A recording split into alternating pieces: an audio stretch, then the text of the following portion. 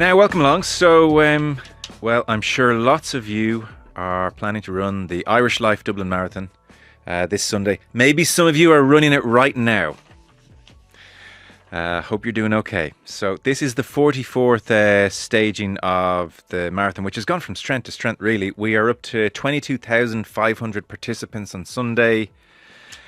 And they could take a lot more. There were 40,000 requests and only 22,500 could be accommodated. So it's almost a victim of its own success.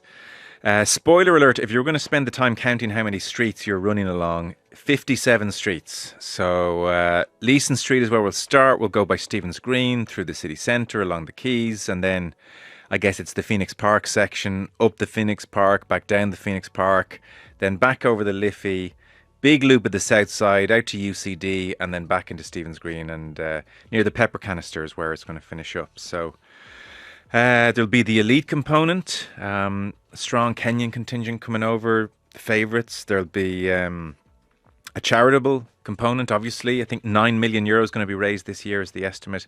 And then in the middle, the marathon warriors, recreational, but many very, very serious, juggling life with their training and hoping they've done enough training. So we're set to go again. This will be the 44th staging, and I have a panel with me in studio, and I'm very happy you've all come in.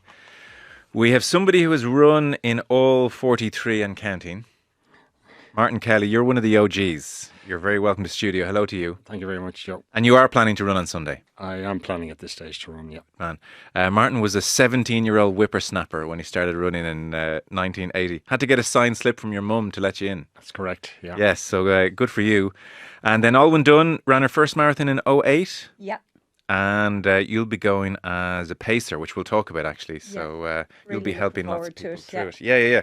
And then we have Emmett Dunleavy, who for the last 10 years, just over 10 years, has been running perfectpacing.com, left his job, decided to dedicate his life really to training, and is still running himself. Ran in Seville this year in 2 hours 36. Thank you very much. So you're still moving okay. Struggling a lot. Yeah. Good to have you all in. So you're all running Sunday? Yeah. Yes. Not me. Not you? I'm just coaching. All right, okay. Busy day. This is my busiest week of the year, so I focus everything on the coaching side on Sunday. Okay. So I coach Amory McGlynn, who's going for 3 national titles in a row. So my main priority on Sunday will be getting from one drinks table to the next to hand her bottle.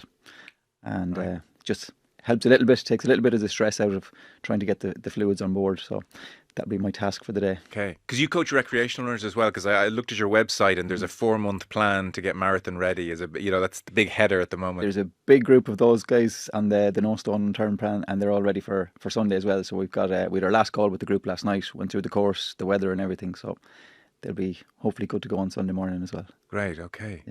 Yeah. Martin, why don't you take us back to 1980 if you don't mind? I had not realised this was the genesis of it, really. There was a producer in RTE Radio, Louis Hogan, who was over in New York in 1978 and saw the New York Marathon on and said, and was looking for ways to publicise 2FM.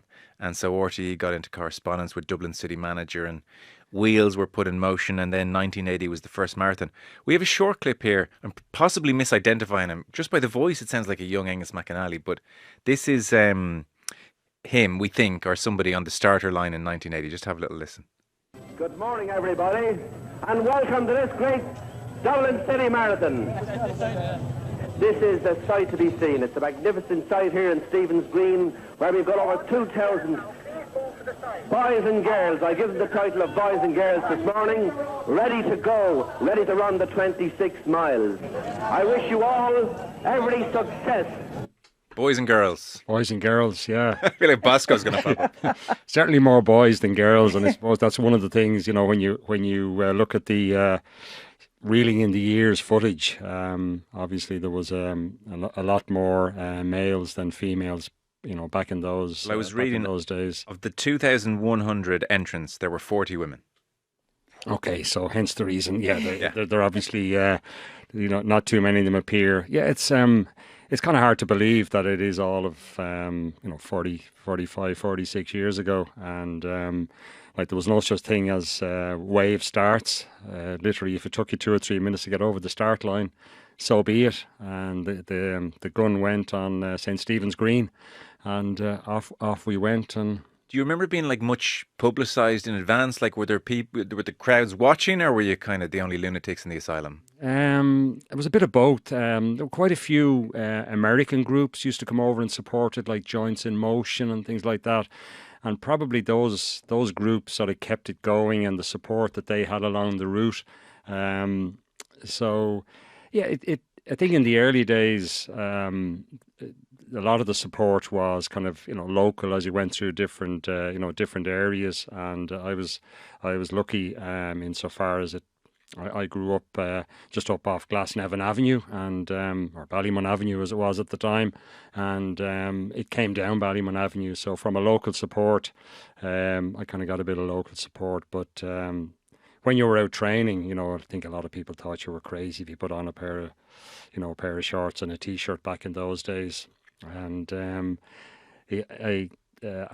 as you mentioned, I think sort of Noel Carroll with his involvement, Dublin City Council, and Chris Brazier from London. So both of them said, look, why don't we set up a marathon in our city?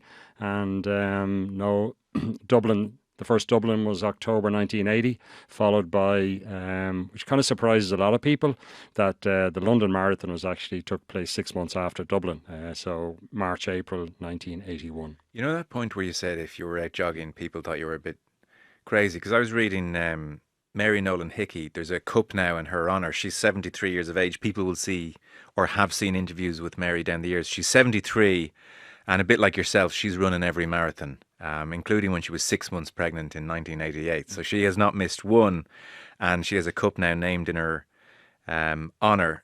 She was saying at the time, back in 1980, women out running on their own were viewed like aliens. You'd have people shouting at you.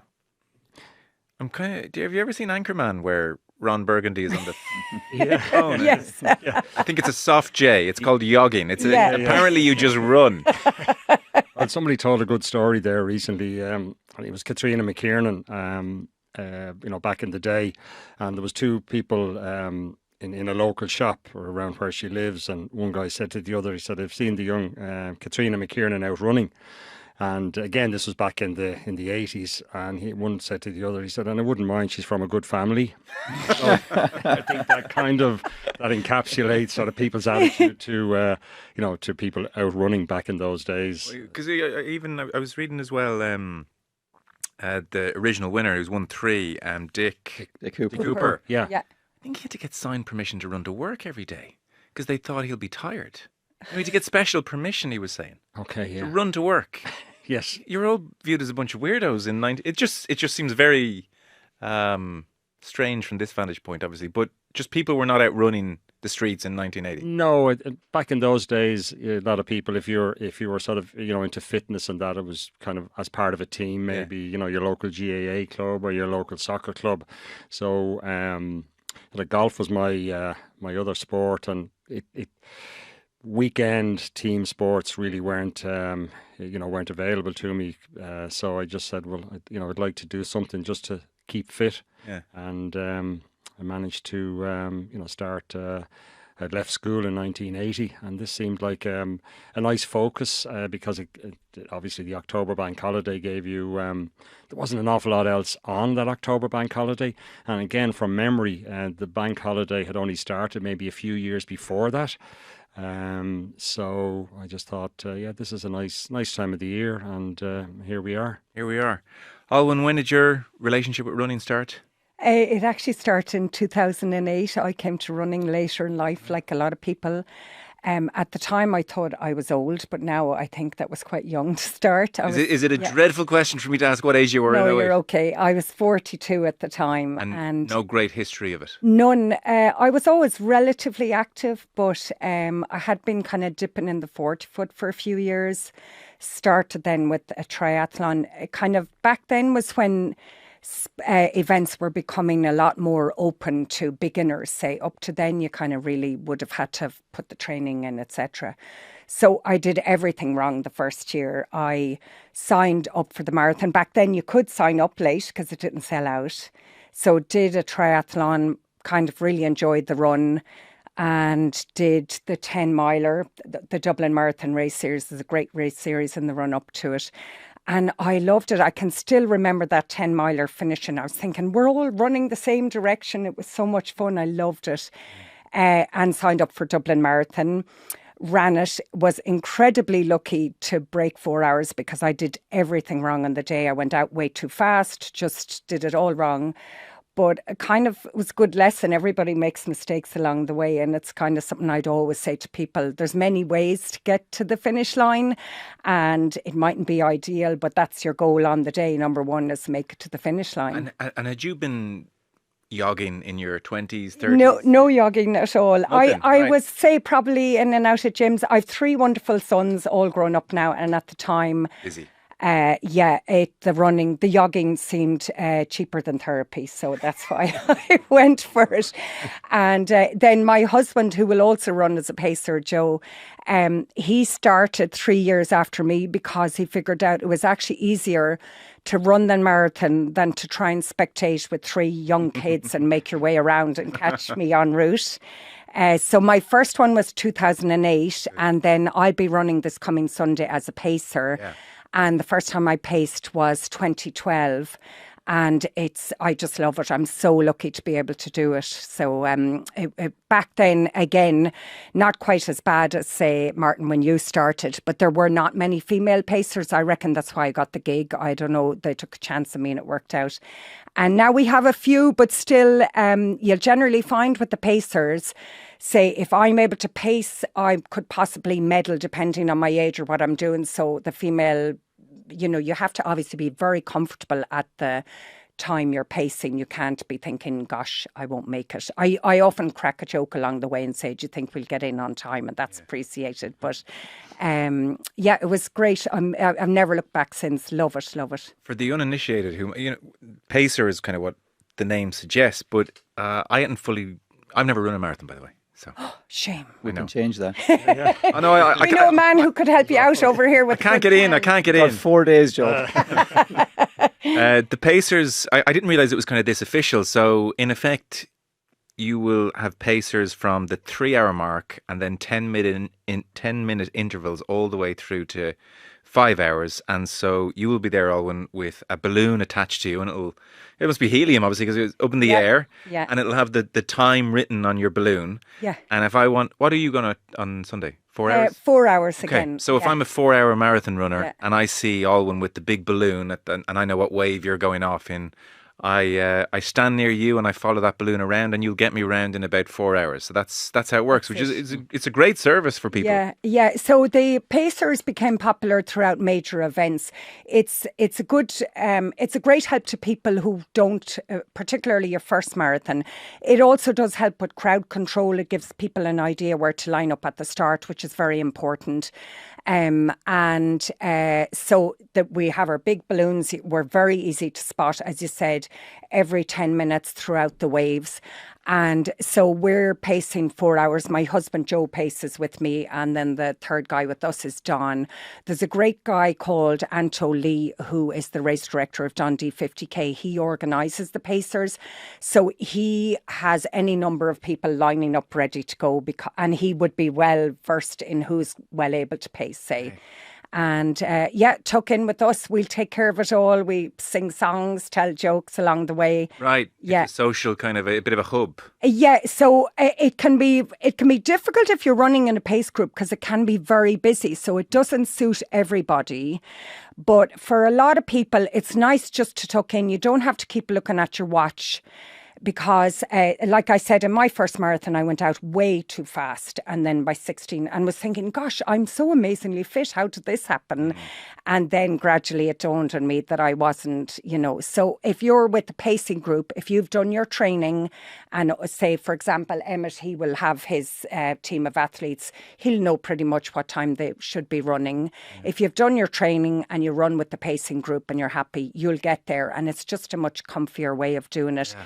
And it's good fun. You get to chat to people, and the miles, they really do fly by. It'd be quite... it's hard to get out of your head if you're watching your watch all the time. Yeah. You're feeling every mile. For sure. And you can really go in on your head, and you can at times be thinking, gosh, are we only at 3 miles? And for a lot of people, you're 5 miles in the marathon before you're kind of feeling like, okay, I'm comfy now. And so it's lovely to let someone else look at the watch. And we have our Garmins, but we don't go strictly by them. We look at the mile markers, and we have a time per mile marker. And and generally, touch wood, there's always a first time, but I'm generally in 3:59 and something seconds. Oh, show off. But if I don't do it, I'll be found out. It'll be all over the internet. I presume you're not a very good pacer if, with 5 miles to go, you're like, sorry, everyone, we're upping the pace. Let's go, go, go. You got to nail it. Yeah. And that's the thing as well. Dublin, we run at steady splits all the way. Okay. We might say in the Phoenix Park on the downhill, we might keep a couple of seconds for that nice hill at Foster's, but it's steady all the way. We will get to the halfway mat at 1:59:40 something. And it's a great honour to be able to do it, if I'm honest. I love it. It's kind of like, so you have to train, you have to be well fit and well able to do it. But you don't have that really hard work training, and really, the best thing for me heading into Sunday is to be well rested. I've obviously done my training, but and it can be nerve-wracking. Obviously, there's a lot of people relying on you, and every year a few of the pacers, may end up injured, may end up having, because they're, as I like to say, pacers are humans too. So I've been incredibly lucky so far. I absolutely love it. Great. I was just recounting, a story to Olwyn there earlier on. One of the many years I struggled, and I said, I'll tag on to this balloon. I think it was 3 hours 40 minutes or something. I thought, that's grand. I get in at 3 hours 40 minutes before I realised they had started 20 minutes after me. So, with the waves coming through and that. So, but anyway, I still managed to get in just under the 4 hours. So it's and actually, it's worth saying that because you've, as I said, run every year since 1980 and continued. People listening to this might assume, geez, your man's obviously a freak of nature. You're running relatively normal times. You're not some kind of elite competing for Ireland type. Absolutely not. No, I think it was around 3:42 last year. So it's this year now. Look, we'll wait and see. But no, I would certainly be just very much a social runner. Yeah. And just, as I said the other day to somebody, look, why do you keep doing it? And I said, it's great to be able to do it. And I think, everybody would agree that, you go to that start line next Sunday, and there's lots of people who would love to be able to do, despite what a lot of people might think how crazy it is, but you just got to realise how lucky we are. Yeah. Number one, that we've got into it. Yeah. But number two, that we, that I think there's probably about an 85-90% completion rate, in terms of people that actually go to the line next Sunday. So we're incredibly lucky. Yeah. Olwyn, would you ever bump into people who were like, oh, you got me through the 2022? All the time. It's so lovely. Nearly offered firstborn children and everything. Yeah. No, it's actually not quite. I don't need any more kids anyways. Yeah. All the time. And it's lovely. You have all ages, all backgrounds, and it's such an honour. Like, it really is an honour to be able to do it. Like, and Jim and all the team at Dublin Marathon, they treat the pacers so well, and they know we're a great asset. So it's great. It really is. Yeah, amazing. I did see one pacer say, you can't get the balloons into the portaloon with you. So everyone knows if you're in a portaloon. Yes, yeah. And I have a funny story about the balloon, not me because I'm female. One year, one of the pacers in the Phoenix Park thought, oh, there's a tree. This was a good while ago. Ran off, but forgot to say to everyone around them, I'm just going to that bush over there. And turned around to see a trail of people running after them. So when you use the portaloo, you have to stick the balloon out the top. So there's no hiding once that balloon goes on. Emmett, I was reading about you. So from Sligo. Yep. Athletics mad from 10 years of age. These days, you're an Athletics Ireland Level 2 qualified endurance coach, working with professional athletes, recreational runners, and still running yourself. So where do you want to start on the training thing for your typical... What is a typical time in a marathon for a recreational runner? I think it's somewhere between around the sort of 3.5 hour mark is your middle of the pack. That's a good solid average. A good solid time. So Martin's 3:42. He's playing it down there. Has been, right, okay. been average. It's certainly still very competitive, and there's a lot of people I know who'll be very happy to come home on that time on Sunday. So you prescribed the 4-month prep period. Yeah. Say someone like me, 2 kids, no sleep, not active enough. Yeah.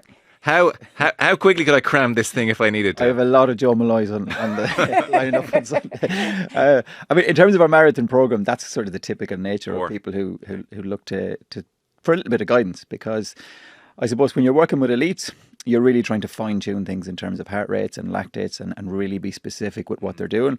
When it comes to the middle of the pack guys, it's really giving them a little bit of structure and periodization over sort of a 3 or 4 month period, so that you're really not getting injured, because one of the biggest hurdles is injury. We had an email in from a guy actually who was just the other week he was saying, I've tried to do the marathon 4 times. This is the first. He was like, touch wood, this is the first time I'm going to make the starting line. Yeah, and that's the first thing that I on the call last night. I congratulated everybody for making the starting line, because it is a pretty big achievement. We lose people along the way every year because injury is. The training load is so significant. In order to run 26 miles, I mean, Olwyn is talking here that this is kind of an honour to do, but like, you've still got to line up on Sunday and run 26 miles. It's a long way to go. And you've got to do a lot of training along the way. And in order to get those 18 and 20 and 22 mile runs in, you've got to have a nice structure to that.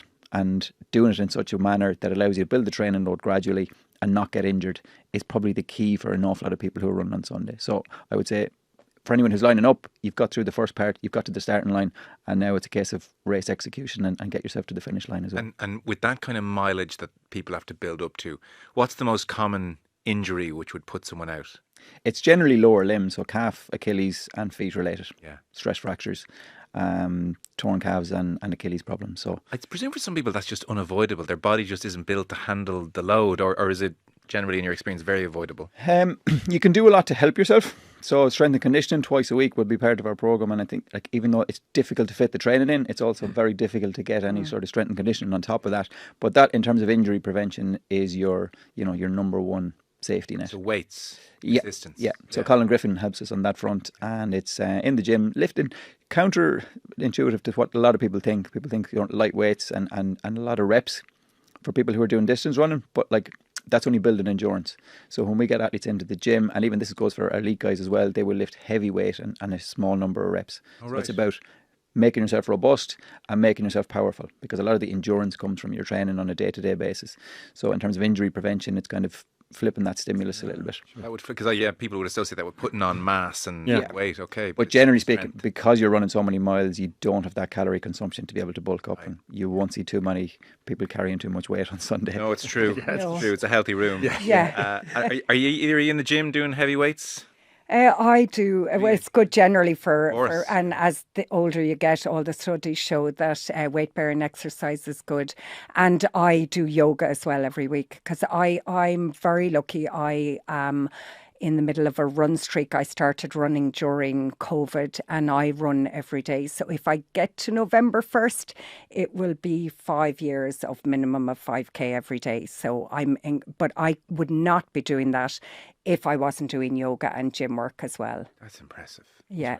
You've run every day for 5 years. Come on. I'm just so lucky. And biggest top of that, as we were saying earlier, Martin, is the fact that I'm healthy and well. The older you get, you have a lot of friends and family that aren't. Yeah. So I love it. I live by the sea. It's a half-hour run is just the best thing to start the day. God. But yeah, the yoga and the strength work, as you were saying, Emmett. Do you?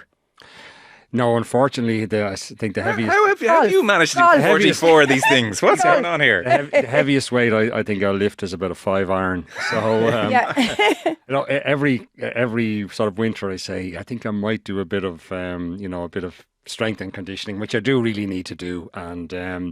I don't think you do. You're still here guys, running.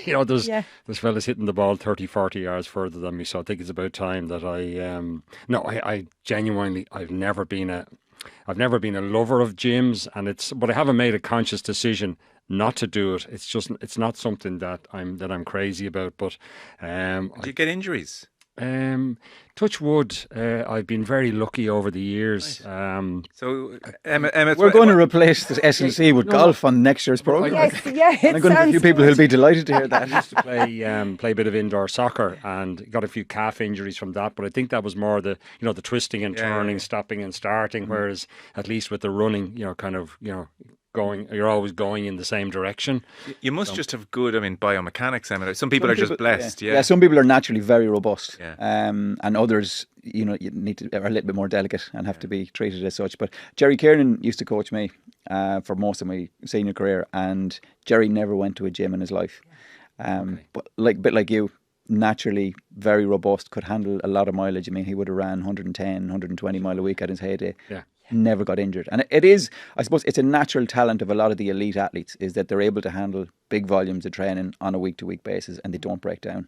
And it's that consistency over long periods of time that... What a charismatic guy that Jerry Kiernan was. Phenomenal. Fantastic man, yeah. I always remember listening. It was probably 15 years old now. He went on off the ball one night, and I think Jamesy O'Connor, the hurler, was on with them. That must have been a good clash. Yeah. Well, I think in effect, Jerry just went on to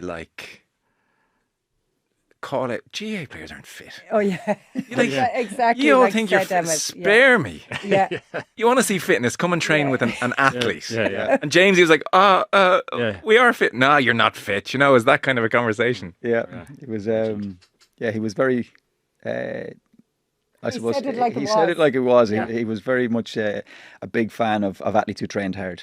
And he liked to give kudos and credit for people who put in the hard yards, and he didn't see the GA on some of the other it was causes. disdain. He was like, the amount of attention they get in the media and everything. Oh, the hard training. You want to see hard training. He felt very hard done by, because he finished 9th in the 1984 Olympic Marathon. Yeah. And he didn't get Kerry Sportsman of the Year that year. I think one of the Pats Kerry Fallan might have got it. Yes. Yeah. I Okay. think Goes it back was. to That's waiting 30 that's years where the now. love affair began. Yeah, he was building up to that. Right. Did he not? 9th in the world? Yeah. Yeah, he was 9th because he used to tell a brilliant story about when he turned the corner at 21 miles in the Olympic Marathon of 1984, and he had been off the lead pack. But he said he came around the corner and he caught the lead pack and he just found himself in the lead. He took the inside line and found himself leading the entire race. And John Tracy was beside him. And he also goes on to say his hamstring started to cramp up shortly afterwards and he had to ease back, and he ended up finishing 9th. Right. But it's a great story that he tells, and I suppose that was probably the highlight of his life, I would say. Yeah. In that he found himself at the front with Carlos Lopez, Charlie Spedding, all these guys. And this was just like, I have arrived. And to finish 9th in the Olympic Marathon was just a fantastic achievement. We had two Irish guys in the top 10. John Tracy obviously got silver that day. Yeah. Phenomenal. It was, certainly one of the... And that was, I think we're going through a second golden age of Irish athletics at the moment, but that was certainly the original one. You had a lot of good athletes heading to the fore at the world level at that point. Yeah. So come here, am I carb loading the morning of, the night before? Any last minute The day advice? before. Day before I carb load. Yes. So, like for most people, this week is very light in terms of training. They're just resting up. Your hydration requirements and carb requirements are very minimal. But on Saturday, you want to aim for, if you want to get specific about it, 10 grams of carbohydrate for every kilo of body weight. Okay. So basically, eat a lot of pasta, eat a lot of breads, and plenty of sugars, orange juice. Get as much into as you can. The only tip I'd have when it comes to carb loading is front load it on Saturday. Do as much of it in the morning as you can and at lunchtime, and don't leave it all till the evening, because you need to let all that food digest. Okay. It'll save you making those trips to the Portaloo on Sunday, hopefully. Right, okay. So Balloon in the you wind. won't have your balloon sticking out of the And, Portaloo on Sunday. and Sunday morning, what am I doing? Light breakfast. You're going to be pretty stuffed from the night before from all of the food you've eaten. So a light breakfast, probably double espresso. And some people will take a gel maybe sort of 10 minutes before the race starts. They'll have like a carb or a gel strategy during the race, taking gels every sort of 20 to 30 minutes. Some people will have one beforehand as well. If you practice it, if you haven't, don't start it this Sunday. Yeah. Don't get new runners for Sunday. Nothing, yes. No. Stick in a Nothing routine. new this week at all. But the carb load is one of those things that it does make a difference. Sure. Yeah. And I think one of the, I suppose, the aspects of marathon running that's you've probably seen this over the last particularly sort of 5 to 10 years, is the fueling strategies within the race have got a lot more specific. And I think you see that the advantage of that right through the field, but particularly at the top level, like the marathon world record and the Irish record, which was moved on again last weekend. Yeah. Those times have moved on very significantly. The shoes have played a big role in that, but I think the fueling strategies have made had a big part to play in that as well, because guys are taking 80, 90 grams of carb per hour during the race, which is quite a lot of sugar. Yeah. And that's fueling the performances as well. Just the science is there now. Yeah. There's a lot more research behind it, and some good marketing as well, I'd say. Yes, most definitely. And you have the gels as well. They're from around 16, 17, 18 miles. They're available from the water stations. Yeah, there's two stations. Yeah. Good. Just a quick story on that. In one of the earlier years, we came in along sort of the part of the north inner city, and we went over the canal just the back of Croke Park there, and there's these couple of lads with a few 7-Up bottles, and they were saying, "Hey, mister, would you like some water?" And the guards were saying, "Lads, don't drink that, they're filling it from the canal." So obviously that probably not recommended, but there's plenty of water in the early stages, so just hydrate before you head to the start line, but also hydrate often, as often as you can in the early stages. I sort of mentioned at the top 22,500 participants, 40,000 requests. So when has this thing gone a bit supernova? It feels like maybe the last 10, Maybe less even, I say. Less than 10 years, maybe 5, 6 years. Pre-COVID it was starting. COVID kind of messed it up a bit. Yeah. But that's worldwide. So, it's virtually impossible to get into any of the marathon majors unless you have a time, and they take a time. So it's, say, Dublin is reflecting what's going on around the world. And I know they're introducing the lottery system for next year, and people don't like change, and a lot of people aren't too happy with that idea. But the fact is, that's the way it is for all big major marathons. So I guess as well, I think they're hoping, Martin did mention, and you told us it was only 40 women on the start line, and just possibly for a more inclusive event. And over the years, certainly, and you would see it too, Martin, and you with your athletes, there's a lot more, there are a lot more females out running, or jogging, as we like to call it. And I think with the lottery system, we'll just see a more diverse field, maybe. Yeah. If people haven't seen this story, so people who had previously run the marathon will not get priority entry next year. So the organisers came out and said this. So it's part of efforts, as you said, to make the access to the event fairer to first-timers and also to women. So 70% of tickets in recent years have been claimed by previous participants. There was a 48-hour window where if you'd run before, you could get in for your tickets. Women this year will make up a third of the race runners, so they want to try and get that up. I presume the 1980 crew will get in. There's no way. Martin has a golden ticket. I'd say. It won't be like Martin. Sorry, you didn't make it this year. No, it's a bit like the bus pass. We get free entry. Right. Okay. That's we get free entry and free and guaranteed entry. So that's fair. Great. And I think part of the reason they changed as well was that maybe 3-4 years ago there was quite a high percentage of no shows. I think there might have been, 20% of no-shows, and I think some of that might have been related to the fact that people who had done it previous year, had guaranteed entry. That's exactly what happened. They weren't kind of using it. So, look, it's as Olwyn said, change. Change. Sometimes people don't like it, but it would seem.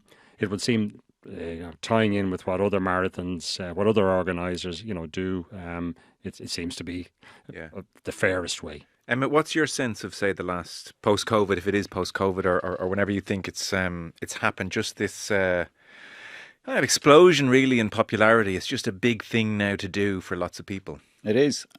Going back to when I started running, I'm from a place called Dromore West, which is a small village in West Sligo. I lived halfway between sort of Ballina and Sligo town, and I was literally the only runner between those two towns. I was known as the runner, People would be like, get that poor lad a football or something. It's a good nickname. What age are you? I'm 44. Okay. So that would have been like early, mid-90s. And you were running was really unusual. And going back to races in Sligo, there was 2 races every year in the county. There was the Tubbercurry 10K and the Warriors Run, and they were like 6 months apart, and that was it. So like running was a really just you in the race. Just me and 3 or 4 other lads would rock up. But like then it began, like I suppose the road races started to get a lot more popular.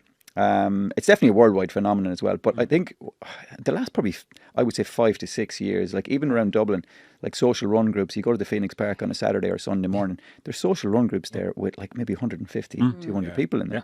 The 5K park runs. 5K park runs, yeah. And there's just been a complete explosion. And that's reflected, I guess, in the demand for race tickets as well. So it's not just the Dublin Marathon. Pretty much every race they sell out. Is sold out within a couple of hours of them going on sale anymore. What do you put it down to? I think it's just become trendy. I don't really know why, but it's particularly like historically running was something that you either got into as a teenager and you were very serious about, and probably drifted out of the sport as it got, as life went on, or else the other cohort that ran were sort of people in their sort of 40s who kind of maybe had left team sports and field sports and stuff like that. But that new cohort in those social run groups, it's very much people in their late teens and 20s. Yeah, very young. And that part of the market has really boomed over the last couple of years. And it just seems to be the thing to do. Yeah, I think it's wonderful to see. So, for example, the new Dublin half marathon that took place in March, which did sell out. The joke was it was just as easy to get Coldplay tickets or whatever. And I was lucky enough to be pacing at that. The amount of young, say I have 3 sons that are in their 20s, so kids that age running, it's become, like Emmett was saying, hugely popular. And Park Run has had a lot to do with that. That's in Ireland since Malahide was the first one a good while ago. It's just a lot more accessible to people. And I do think that people of that generation think a lot more in terms of their overall physical and mental health. And, there's running groups that are for dating. You wear a certain T-shirt colour, not that I know because I'm not on the market, sorry lads. My husband's stuck with me. So it's just great to see that they now, when I was growing up, say you went to the pub if you wanted to meet someone and that was it really. And there's so many different things now, and running is a massive part, just like sauna is also, it's just different ways to socialise. Yeah. But it's fantastic. I think it's just wonderful to see. Great to knit the social aspect with the health aspect. To the fore. And I was just saying that to Olwyn before we came in. She said to me, how long have you been running with Raheny? And I said, well, probably just about 20 years, because for the first sort of 25 years, I regarded, joining a running club as something that, the likes of Emmett or, Dick Coopers of this world, Sonia O'Sullivan's. And, but it's like any sport, once you join the running club, which I think that running clubs in general could do a lot more work in terms of encouraging people to join them, because a lot of the clubs that are set up like on a social basis, because a lot of people would think, and that's why the park runs have been so successful, because the percentage of people who enter a race, whoever win a prize, are minimal. So the park run, the idea of the park run is you're running against yourself. You have your age graded depending on how you do over the years. But I would have, as I say, I wouldn't have gone near a running club for the first 25 years because I kind of felt I wasn't good enough. Right. I believe that Athletics Ireland, in terms of encouraging, there's a huge, as we've just said, a huge amount of people out running, but I think they could find, homes, as in running club, with their local running clubs, and they could probably be a little bit better in terms of encouraging, we're open to all. But a lot of clubs are trying now. Say, I'm sure Raheny they've couched to 3K. I'm in Crusaders Athletics Club. And where's Crusaders? It's in Irish Town Stadium. Oh, yeah. So we'd get a lot of people working locally, and we've got a good few youngsters, good few people from abroad, and we've a couch to 3K. Okay. But I suppose it is an area that they could possibly capitalise on when you see, as you said, Emmett, the groups of 120 running together on the Saturday morning. But again, some clubs, you're from a big club. Who was your? I still run my club in Sligo. Good man. I'd be shot if I changed it. You have to give them a plug. Exactly. exactly. Yeah, Terry Hayes great. was the man who got me into the sport many years ago. So. So like our club is it's not at capacity. We're always taking on new members, but the clubs are busy as well. But it's manpower as well. Yes, volunteers. Most very hard. clubs in the country at a juvenile level have a very lengthy waiting list. Yes. For kids from like under 10, under 12. Right. It's really tough to get your kid at that age into a club. Yeah. Right. And a lot of that comes down to... You wouldn't think there should be any barrier to a running club. You would think not, but a lot of it comes down to manpower and that they can't get coaches to cater for that many kids. So almost, I would say, most of the clubs that I deal with have a fairly lengthy waiting list. And can you not, excuse my ignorance, I don't want to do down coaches here, you included, can you not just get a few parents to download the plan and say, right, run, I'll stand here, no? That's the trick, yeah. If you can... it can be quite difficult. Volunteer. Yeah, a lot of them are parents who do volunteer, and then they might do one or two of the introductory coaching courses. But you need more of them. But you need more of them. Okay. Yeah, people are a really so high busy. demand for it. Parents are really busy, so it is very hard. The temptation for them is to drop and go. Yeah. So it's incredibly hard to get the parents. Right. Yeah. But the sport has got so popular as well among that younger group, like even at juvenile. Yeah. Like they're seeing our stars at the World Championships in Tokyo and Olympics in Paris. And so that trendy aspect again that you're talking about. Yeah. It has become cool, sexy, all this kind of stuff. One of the sports that people get attracted to now, which is great. Yeah. I was in Tokyo with the Irish squad in September, and it was amazing the amount of feedback that we got over there. And when you come back and you just realise how many people are actually watching this. And what amazed me was people who are not from what I would perceive to be within the sport. You know, you talk to runners, they'll obviously know about it. But the amount of people from outside the sport, casual sports fans, who seem to have taken an interest in it. And we've had some great performances. Kate got a medal, Cian was fourth.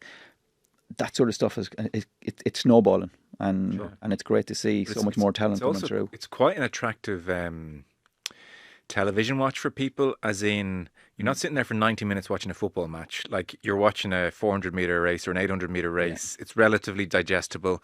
And I know you trained David Gillick for the marathon when he was looking to do it. Then you've got that emotional side, like the interviews afterwards. The athletes are accessible, like they're either in tears or they're ebullient with joy. And it's nice, it's packaged up into a kind of very nice night's entertainment for people. You know? It's very raw. Like when the athletes come off the track and they chat to David Gillick or whoever they're being interviewed, like this has been the pinnacle. It's not like a premiership match where they're doing this every weekend. Yeah. This has been the pinnacle of at least their year, if not 4 years. Yeah. And that ball of emotion just comes out in the space of those 30 seconds or a couple of minutes after you cross the line. They feel like national events those nights now, the big athletics events. Yeah. It's great to have him back because we had a long period of time where we didn't have that. Well, like I remember growing up seeing Sonia run. Yeah. And like I remember calling into pubs on a Saturday afternoon because Sonia was racing in the World Championships or something. Like the country would come to a halt. 2000s were sort of a graveyard then. Very much so. We had a huge regression and we're coming back to that now where you've got people going to global championships and being competitive, and I think we're going to see more of that in the next few years. And I think when we go to LA, we've got a lot of medal prospects for the LA Olympics in 3 years' time. That's really exciting. Sure. Very exciting. That's great for the sport, yeah. Yeah. One other thing I just wanted to ask you about to sort of finish up or begin to finish up on was people talk about the atmosphere. You know, you kind of get a glimpse of humanity at its best. You have people, that charitable component, and often people with very sad stories who are doing it for very personal reasons. Then you've got just your average weekend warrior who's taken on a challenge in the best sense and doing it. And then you've got the crowds who turn up to cheer on strangers. So is the Dublin atmosphere especially good? Or again, is this a worldwide phenomenon where the atmospheres are just amazing and for whatever reason a marathon in a city just conjures up something positive? Your thoughts on all that? You would have seen a change, obviously, down the years. Yeah, I think 2011, the event was actually televised live, and I remember, obviously, going home and watching it on television. And when the race, with the greatest respect, to the front of the field, when the race was passing through, obviously the areas that we went through later on, the spectators were kind of few and far between, but yet when we went through the areas, like they were 3 and 4 deep.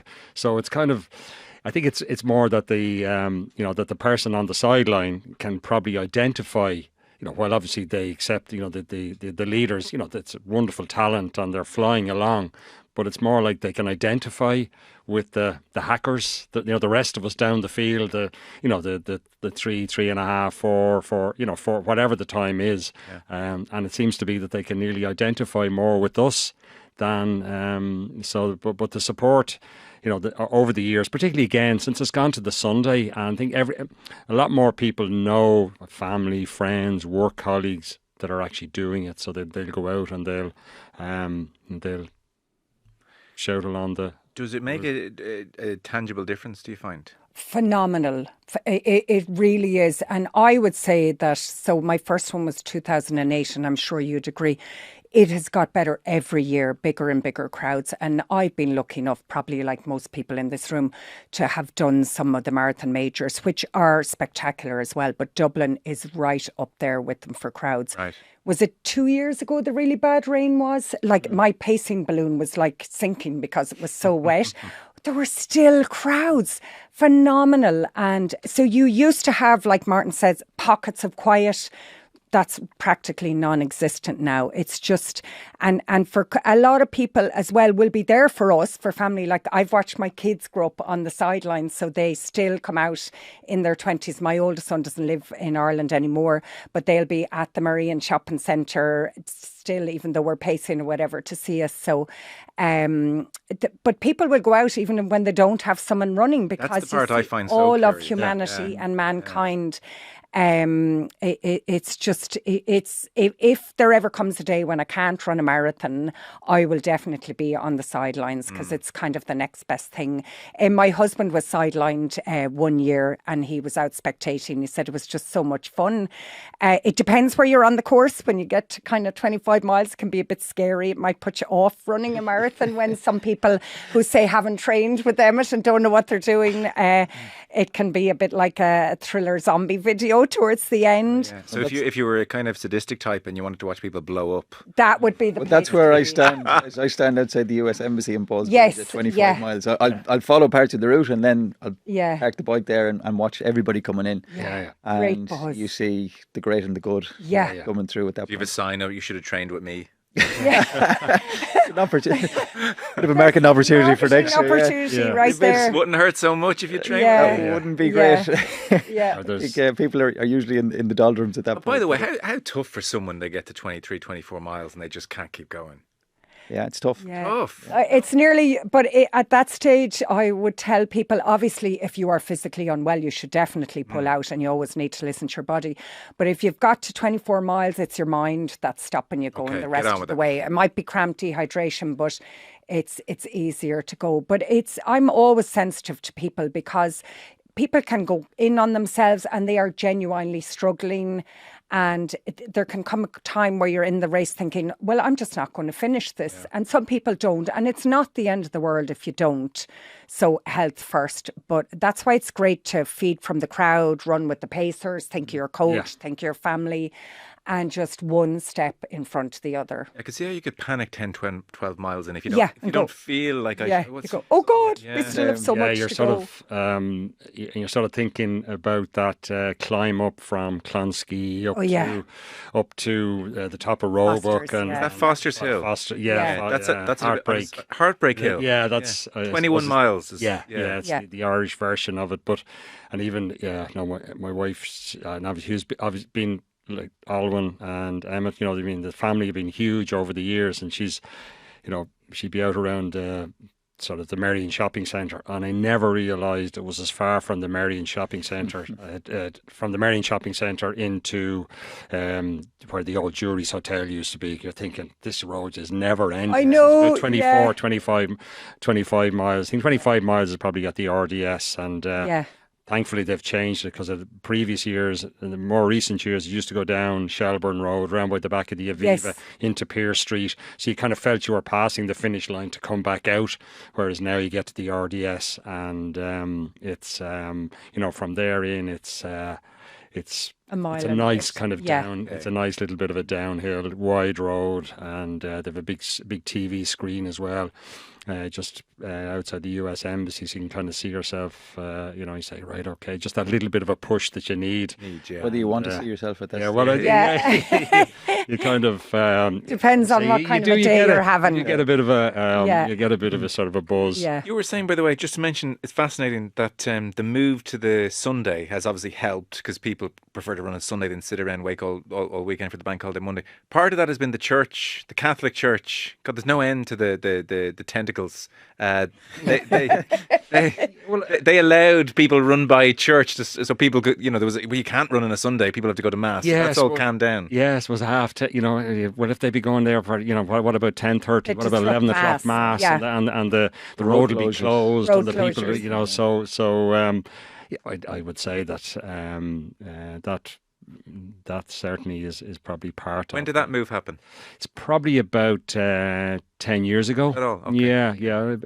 Round they about moved that, from but 16, 17. They moved to the Sunday. It's gas, isn't it? Yeah. I was reading as well, once it gets to a 7-hour mark, anyone who's still running or walking at that stage, they're asked to move on to the footpath so they can open the doors. That they need a cheer, those people. Oh, they do. Oh my God! God! And they do get it. Do they? Yeah, there are. But those people work so hard. It's particularly if the weather's bad. Yeah. It's and sometimes you can often be coming home from the marathon and people are still out, and my hat goes off to them. That's proper. Yeah. I presume wind is the one thing no one likes. Yeah. Yes. A bit of soft rain, and no problem. If it's excessively warm, and very often in Ireland in October, you might get 16, 17 degrees, but it's very humid as well. Yeah. So that's a killer combination because at least if it's windy, you know it's windy. Okay. Yeah. When you get heat and humidity, people underestimate it. Right. And Yeah. I would say we talk about, you watch people coming in the last couple of miles of a marathon. It gets pretty scary. And there was a couple of years where it's been warm and humid.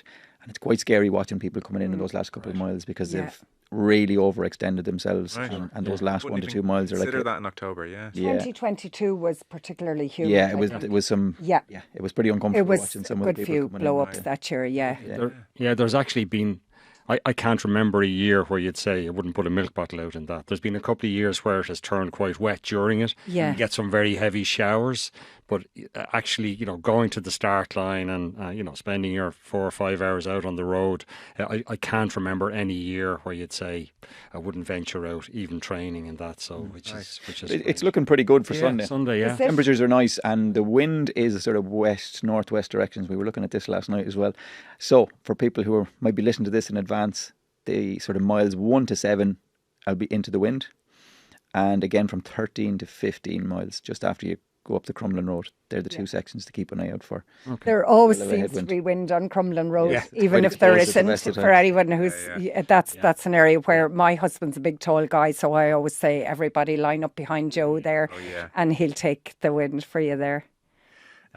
Good forecast. Have we tempted you, Joe? Are you joining Emmett next year? I think I'd wrong answer. I think I'd break down. You mightn't get in the lottery. Well, I would, but I just you won't break down if you play golf every week. That's what golf I've taken away is from the the last secret hour. now. I might take it up again. Yeah, the most bizarre regimen I've ever heard for 44 working. years. It's working. Yeah. Yeah. And come here, just one last one. I couldn't run without headphones.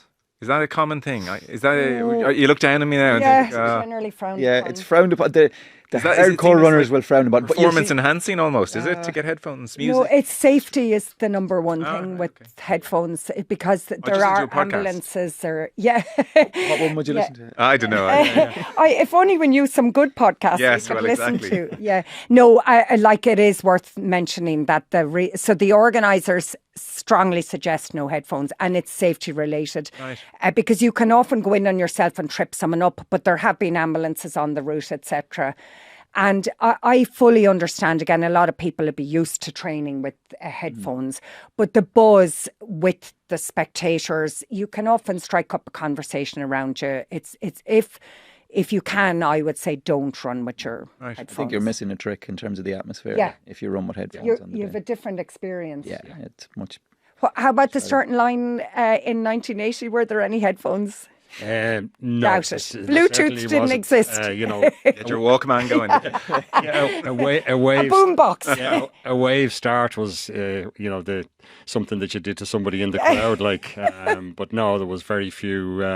But even, obviously the shoes and that have changed, but a lot of the stuff hasn't. I had these ultra trendy runners. They actually had a clock built into those, like Velcro where the laces are, and there was I think there might have been a clock maybe at halfway, and that was pretty much it. And you had thousands of sponges laid out on a table, and they were soaked, and you daubed yourself with the sponge and threw it away. And there was a drink called Pocari.